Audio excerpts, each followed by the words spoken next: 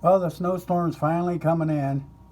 It's a little bit after 9 in the morning, and it just starts snowing down. It's really coming down. We're supposed to get 1 to 3 inches of snow per hour, but we'll see. This just started about maybe 5-10 minutes ago. Wind's not blowing now. It was blowing really bad earlier. It's just barely blowing now, but this is heavy, wet snow.